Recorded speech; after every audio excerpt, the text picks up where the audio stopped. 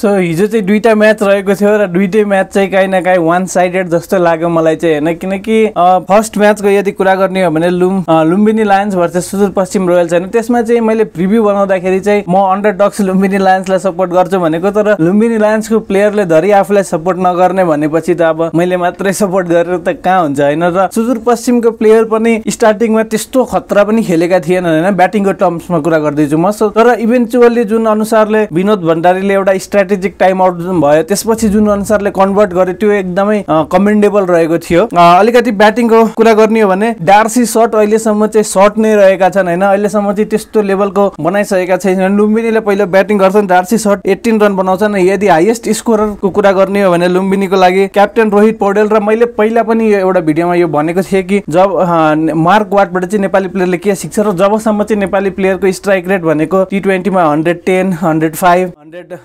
115 सम्मको हुन्छ, तबसम्म Nepal in the terms of नेपालको cricket team, actual men cricket टिमले पनि केही गर्न सक्दैन। सो यो NPL मा त झन् के नै गर्न सक्ला हैन। जहाँनिर चाहिँ इभन रवि बोपारा जो चाहिँ रिटायरमेन्ट लिएको यति धेरै वर्ष भइसक्यो, रवि बोपारा पनि ब्याटिङ गर्न आउँदाखेरि मोर देन 150 को स्ट्राइक रेटले ब्याटिङ गरिरहेका हुन्छन्। त्यस्तो नभए पनि 120, 130, 140 को स्ट्राइक रेटले ब्याटिङ गर्छन्। तर रोहित पौडेलको यो टुर्नामेन्टमा त्यस्तो एउटा पनि रहेको छैन। रोहित पौडेल 97 को स्ट्राइक रेट, 35 रन बनाएका छन् 36 बलमा। दिलीप नाथ 31 रन 29 बलमा। अब यो भनेको चाहिँ काहीँ न काहीँ अलिकति ल ठिक छ, यिनीहरूकै कारणले 143 लुम्बिनी पुग्न सक्यो, तर यो भनेको चाहिँ क्रिमिनल नक नै भन्छु म हैन, किनकि त्यस्तो राम्रो खर्चले गर्दै गरेनन्। इन टर्म्स अफ बलिङको कुरा गर्ने हो भने सुदूरपश्चिमको लागि हरमित सिंह 3.4 ओभर बलिङ गर्छन्, 22 रन दिन्छन् र 3 विकेट निकाल्छन्। त्यस्तै गरी अविनाश बोहराको चाहिँ ब्याक टु ब्याक दुईटा म्याचेस एकदम राम्रो जाँदैछ र सायद हुन सक्छ कि जुन अनुसारले राम्रो बलिङ गर्दैछन् अविनाश बोहरा, नेसनल टिममा आउनको लागि पनि काहीँ न काहीँ आफ्नो दावेदारी चाहिँ पेश गर्दैछन् हैन। अविनाश बोहरा 4 ओभरमा 26 रन दिन्छन् र 3 विकेट निकाल्छन्।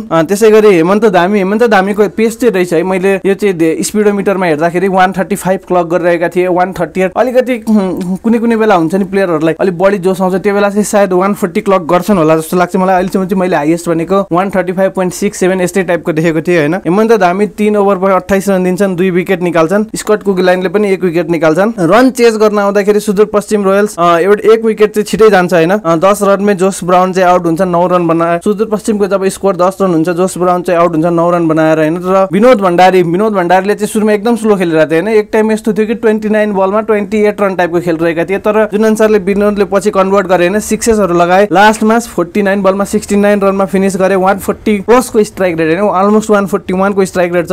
4वटा छक्का 5वटा चौका हानेका थिए हैन। क्रिस्लिन अहिलेसम्म चाहिँ NPL मा लिन्स्यानिटी हामीले देखेको छैन। अहिलेसम्म चाहिँ NPL मा चाहिँ हामीले लिन्स्यानिटी चाहिँ देखेको छैनौं र हामी होप गर्छौं कि लिन्स्यानिटी चाहिँ हामी छिटै हेर्न पाऊँ हैन। आरिफले राम्रो साथ दिएर आरिफको काम पनि त्यही मात्रै थियो जस्तो लाग्छ हैन। तर एक टाइम चाहिँ विनोद भण्डारी र आरिफ चाहिँ दुईटैले चाहिँ काहीँ न काहीँ गेम चाहिँ अलिकति खराब चाहिँ गरिरहेको थियो। म चाहिँ के चाहन्छु भन्दाखेरि अगाडिको म्याचेसहरुमा चाहिँ काहीँ न काहीँ आरिफको ठाउँमा चाहिँ ईशान पाण्डेलाई खेलाउनु पर्यो हैन। ईशान पाण्डेले चाहिँ टप अर्डर नै ब्याटिङ गरिरहेका हुन्छन् र उनले बेटर गर्न सक्छन् जस्तो मलाई लाग्छ हैन। अनि हरमित सिंह 7 रन बनाउँछन् र यो म्याच 10 बल बाँकी हुँदैखेरि कम्फर्टेबली सुदूरपश्चिमले 7 विकेटलाई जित्छ र सुदूरपश्चिमको अहिलेसम्म चाहिँ टप 1 मा बस्ने चाहिँ कन्टिन्यू नै रहेको छ। र काहीँ न काहीँ यो कुरा चाहिँ हामीलाई के देखाउँछ भन्दा जसरी चाहिँ CSK ले चाहिँ IPL मा कन्सिस्टेन्सी देखाइरहेको थियो, त्यसरी नै सुदूरपश्चिमले चाहिँ NPL मा कन्सिस्टेन्सी देखाइरहेको छ। र हामीलाई थाहा छ फर्स्ट इयरमा IPL मा CSK ले जितेको थियो, सेकेन्ड इयरमा पनि जितेको थियो, तर जुन अनुसारको कन्सिस्टेन्सी थियो पछि उनीहरूले राम्रो गरे हैन। One of the most successful franchise of IPL छन् उनीहरू। सो इभेन्चुअली CSK जसरी नै